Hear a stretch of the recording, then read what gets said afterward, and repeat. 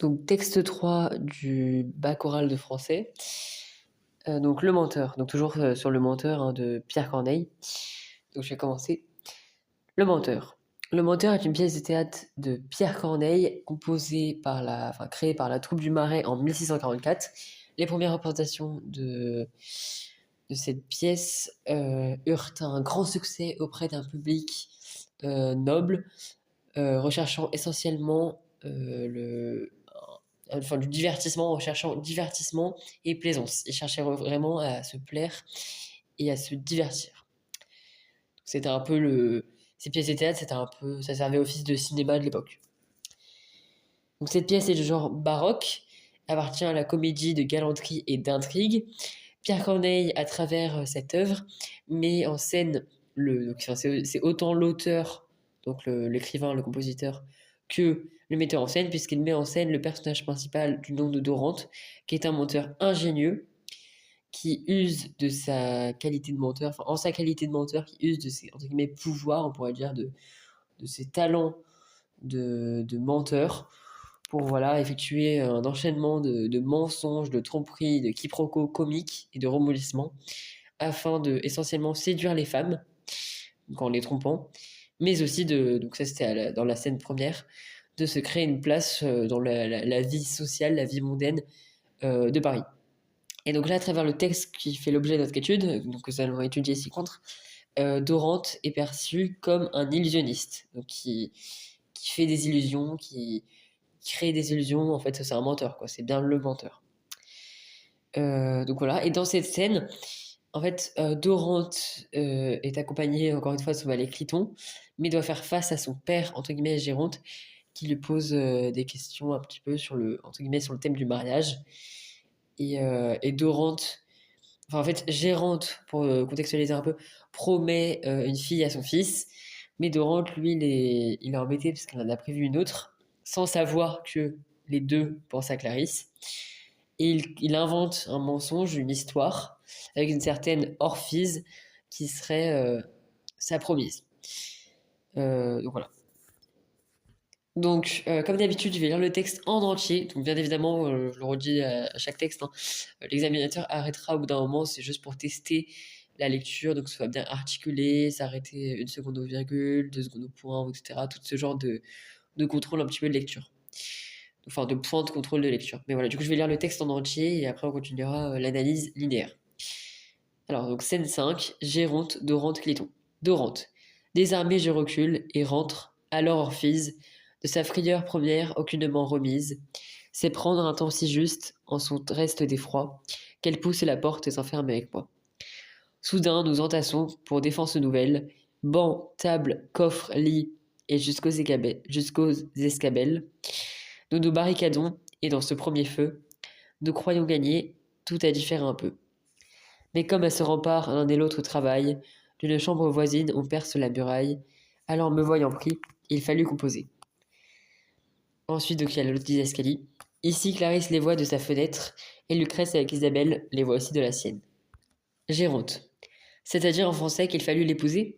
Dorante. Les siens m'avoient trouvé de nuit seule avec elle. Ils étaient les plus forts, elle me semblait belle. Le scandale était grand, son honneur se perdait. À ne le faire, pas ma tête en répondait. Ses grands efforts pour moi, son péril et ses larmes, à mon cœur amoureux étaient de nouveaux charmes. Donc pour sauver ma vie ainsi que son honneur, et me mettre avec elle au comble du bonheur, je changeai d'un seul mot la tempête en bonasse, et fis ce que tout autre aurait fait en ma place. Choisissez maintenant de me voir ou mourir, ou posséder un bien qu'on ne peut trop chérir. Donc voilà pour la lecture du texte.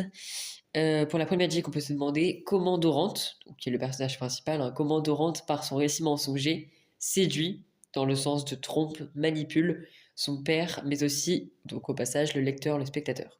Donc je redis, comment Dorante, par son récit mensonger, séduit son père, mais aussi le spectateur. Enfin, au lecteur, hein, évidemment. Donc voilà. Séduit ici a une connotation assez, comment dire, enfin, c'est dans le sens de tromper. C'est une certaine forme de connotation. Et par rapport au plan, donc il y a deux mouvements. Le premier mouvement des lignes 1 à 11, une mise en scène réaliste au service d'un stratagème. Donc c'est toute la mise en scène encore une fois, que montre ce talentueux, entre guillemets, hein, c'est un peu ironique, Dorante face à son père. Et cette mise en scène va être, enfin, qui est réaliste, qui paraît réaliste, se met au service de ses idées, de sa stratégie, de son stratagème. Et le deuxième mouvement, l'art de la rhétorique employé par Dorante pour percevoir la confiance de son père. Donc l'art de la rhétorique, c'est dans le sens, la manière de parler, tout ça. C'est voilà, c'est cet art de bien parler. Donc voilà, on va maintenant commencer à procéder à la lecture linéaire. L'extrait de texte commence donc à la ligne 1 par un enchaînement de verbes d'action. Désarmé, je recule. Orphi. Pardon, désolé, je veux dire les verbes, voilà, les verbes d'action. Désarmé, je recule et rentre. Voilà, désarmé, je recule et rentre. Ligne 1, c'est 3 verbes d'action. Donc ça crée un peu un effet de mouvement, d'action. C'est ce qu'elle veut dire. En fait, il y a de l'action. Il y a de l'action. Et c'est ça qui interpelle le public, qui le laisse. Enfin, qui fait en sorte qu'il reste éveillé, attentionné. Ça crée du mouvement. C'est ça aussi qui est plaisant dans les pièces de théâtre. En tout cas, dans cette pièce particulièrement, c'est qu'il y a de l'action. Il y a une action, il y a en même temps entre guillemets, de la poésie, de la beauté du langage. Et aussi les stratégies drôles, enfin les stratégies de Dorante, mais qui deviennent des réels quiproquos et mensonges comiques. C'est pour ça qu'il y a souvent des comiques de situation. Ensuite, toujours à la ligne 1, il y a le nom propre Orphise, qui fait référence un peu à des divinités grecques, mais ça fait surtout référence, donc ça engendre surtout une référence un petit peu fictionnelle, inventée. C'est un prénom qui est inventé, c'est pas, entre guillemets, un prénom qui est naturel, c'est pas un nom commun, c'est le cas de le dire, c'est pas un nom qui est commun. Et c'est pour ça que là, on est vraiment dans sa stratégie un petit peu en fait, on est en plein dans son mensonge, quoi. Donc, voilà, c'est un prénom qui est inspiré des divinités et qui n'existe pas. Ensuite, à la ligne... oui, à la ligne 4, la proposition subordonnée relative qu'elle pousse la porte et s'enferme avec moi. Ça crée encore une fois, enfin, ça accentue l'action en apportant des précisions.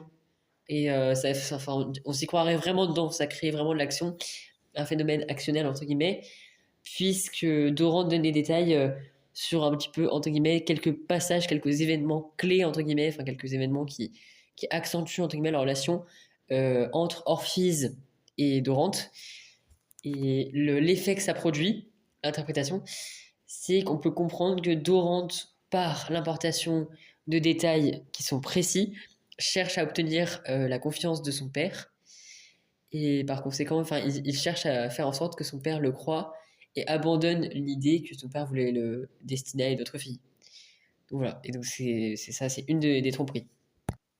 Il y a l'action enfin ce passage un petit peu qui est rempli d'action, s'accentue encore plus par l'adverbe soudain à la ligne 5 qui crée un effet de rupture. On dirait vraiment qu'il capte l'attention, c'est-à-dire au début l'emploi des verbes d'action, il y a l'action, on est attiré, on écoute, on a envie de savoir ce qu'il va dire.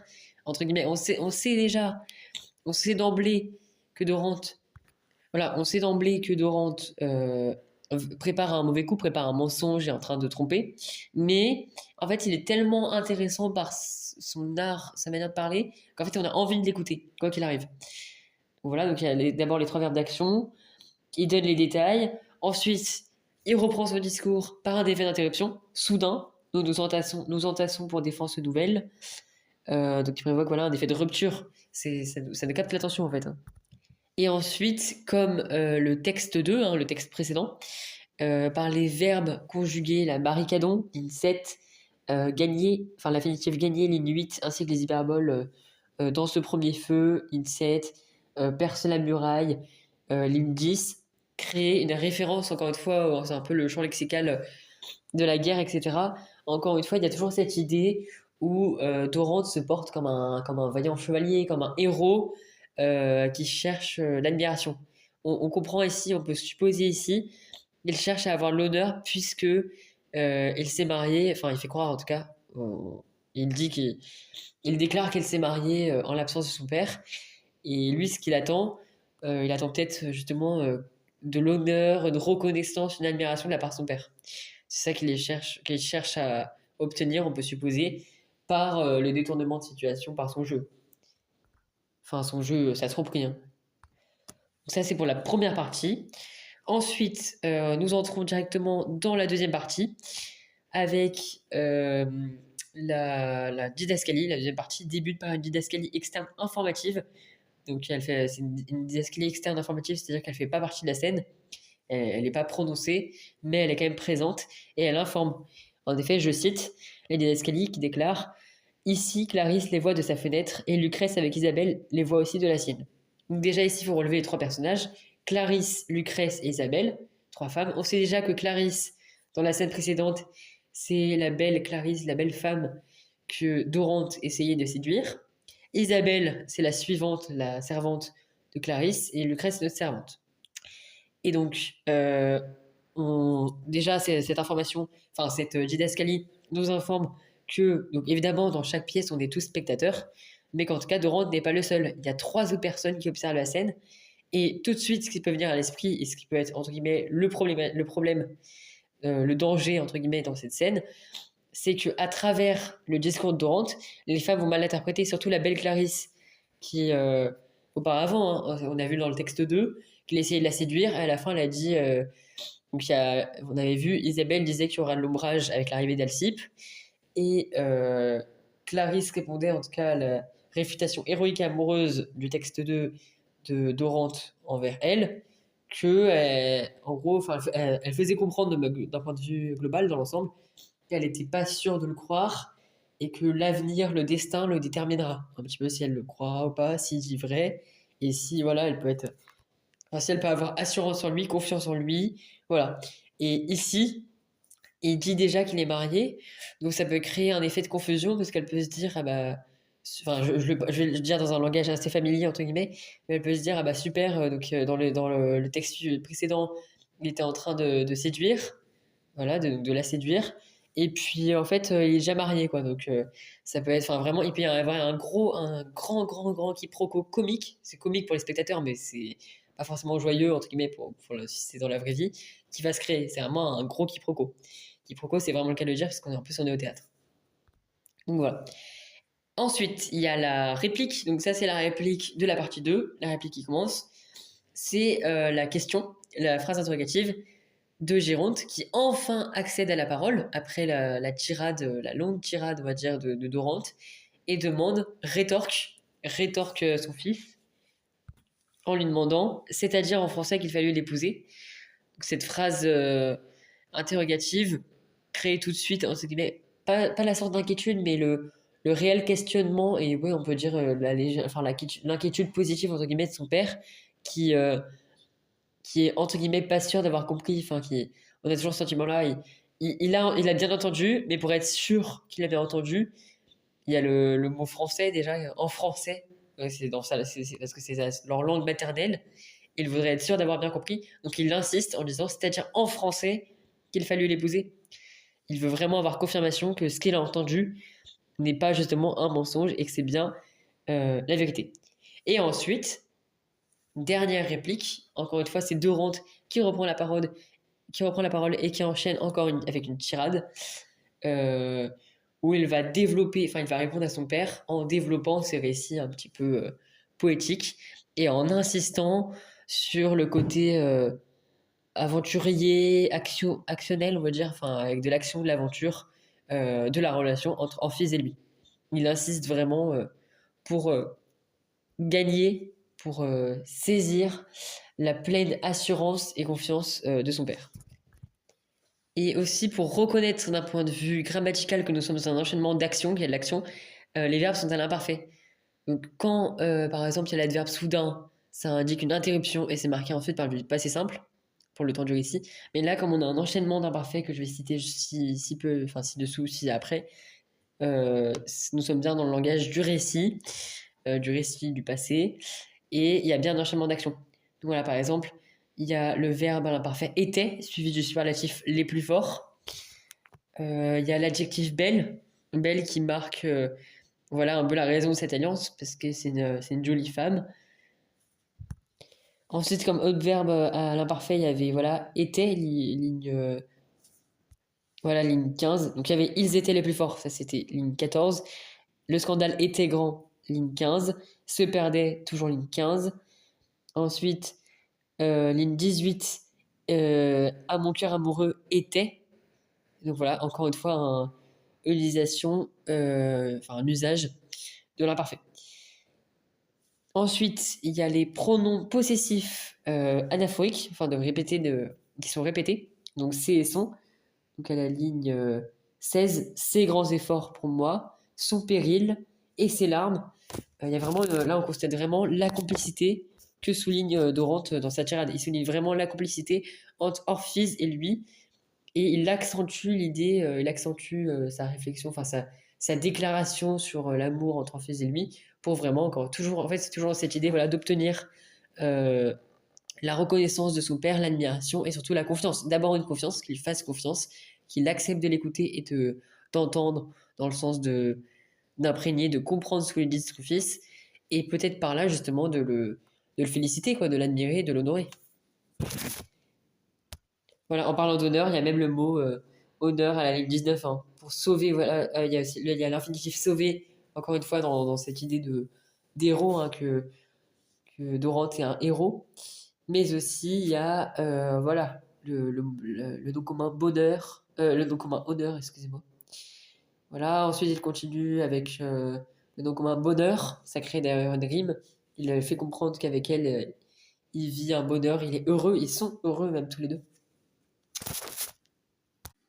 Et toujours, encore une fois, dans cette optique de sauvetage de héros, il y a l'usage du futur simple changé, qui indique un petit peu un pouvoir que prend et entre guillemets offre Dorante en disant, je cite, le changer d'un seul mot, la tempête en bonasse. Donc, il est en train de dire qu'en fait, c'est un homme respectable, un homme d'honneur, honorable, voilà, puisque, enfin, pour traduire un peu cette phrase, changer un seul mot, la tempête en bonasse, c'est-à-dire en gros, il change la tempête, d'un point de vue global, il change la tempête en un sentiment heureux. Donc c'est vraiment un héros qui est là pour voilà, qui s'est marié, donc maintenant c'est plus un enfant, c'est un adulte, il est grand. Voilà, il s'est marié avec sa femme, il est honorable puisque il la protège, il veille sur elle. C'est ce qu'on peut comprendre d'après le texte, c'est ce qu'on peut supposer, enfin un mélange des deux, autant comprendre que supposer. Voilà, il veille sur elle et il veille surtout au bonheur qu'elle soit heureuse, mais que tous les deux, enfin au passage, soient heureux, quoi, pas que elle. Voilà, c'est ce qu'il souligne. Et ensuite, il est donc toujours dans cette lancée, il est modeste à la ligne 22, hein, quand il dit et fit ce que tout autre aurait fait en ma place. Il- pour lui, enfin, il est assez modeste. Il fait comme si c'était pas grand-chose, que tout le monde peut le faire, alors que il attend peut-être qu'on lui dise que non, c'est extraordinaire ce qu'il a fait. C'est ça qu'on peut comprendre, qu'on peut percevoir.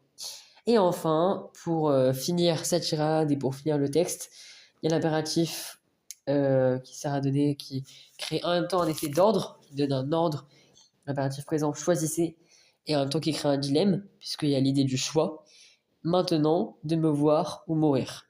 Donc il y a ce dilemme, en même temps de soit le voir, donc c'est-à-dire référence à la vie, il est présent, soit mourir, et l'idée de ordre, il le force un peu à choisir. Donc voilà. Et ce choix, ça va être un peu déterminatif, c'est-à-dire ça va être un peu la réponse à ce qu'il attend. Est-ce que, enfin, on peut se demander un petit peu, est-ce que, enfin, comment va répondre Géronte?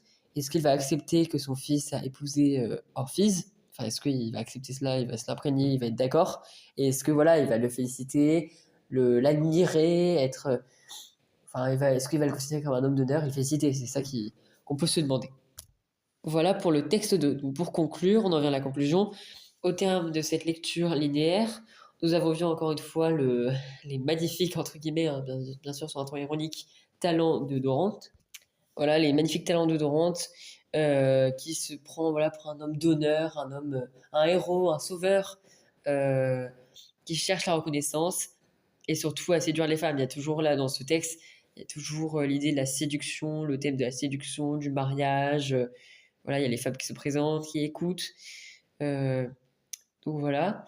Donc c'est assez comique puisque enfin, ce qui est drôle, ce qui est plaisant, c'est tout son baratin. Et c'est un homme plaisant à écouter, hein. La manière dont il parle, il est très éloquent.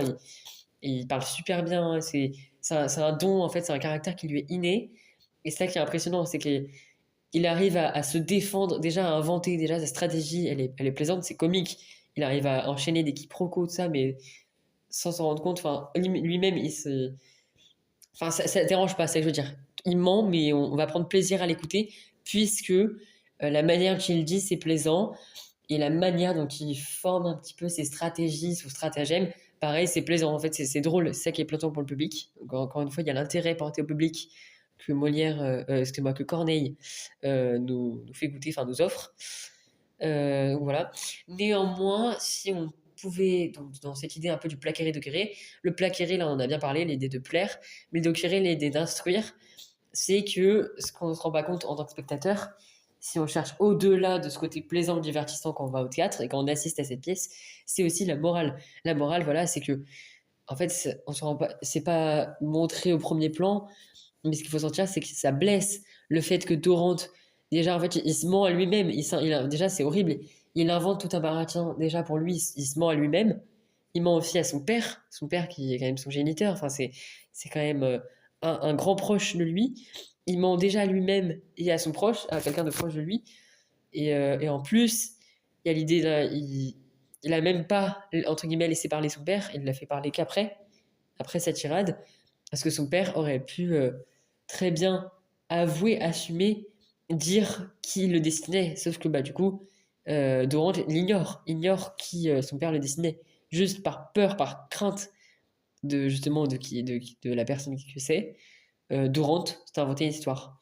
Et le plus problématique, et ce qui joint à l'ouverture, c'est que Géronte n'est pas le seul à écouter, à observer, à s'imprégner de ses paroles. C'est pas le seul, parce qu'il y a aussi, comme on l'a vu au début de la deuxième partie, la liste d'escalier, qui nous indique voilà, qu'il y a bien Clarisse, Lucrèce et Isabelle, les trois femmes qui sont témoins de la scène. Et donc par conséquent, nous pouvons demander, est-ce que pour faire référence au texte 2, il y aura effectivement de l'ombrage, c'est le cas de le dire, après cette scène-là. Voilà, pour le texte 2 et prochain texte, le texte 3. Merci. Et bien aussi pour faire suite du coup au texte 2, au texte 3, excusez-moi, petite information importante à ajouter pour finir. C'est vrai qu'en la lecture, j'ai bien dit les personnes qui étaient présentes à la scène 5. Donc évidemment, il y a Géronte et Dorante qui assistent. Ensuite, qui assistent en arrière-plan. Donc on avait dit il y a Clarisse, Lucrèce, Isabelle. Mais quand j'avais cité les personnages de la scène présente, j'avais dit Géronte, Dorante et Cliton. Donc en fait, voilà, pareil, Cliton, lui, si vous voulez, en fait, on pourrait dire 3 plans. Il y a le premier plan où il y a Dorante et Géronte qui sont présents et qui parlent. Il y a Cliton qui est présent, mais lui qui ne parle pas. Donc il y a au second plan. Et après, il y a l'arrière-plan caché, un peu l'aparté, donc le troisième plan, on pourrait dire, avec justement les trois femmes, donc Clarisse, Lucrèce et Isabelle, qui écoutent la scène. Voilà, pour le petit détail, mais c'est un petit détail, mais quand même assez important, qu'il faut préciser, parce que effectivement, quand on a lu, on a parlé de Cliton, mais Cliton, en soi, il n'a pas parlé activement. On va dire qu'il était présent passivement. Mais c'est pour ça que c'est important de ne pas oublier.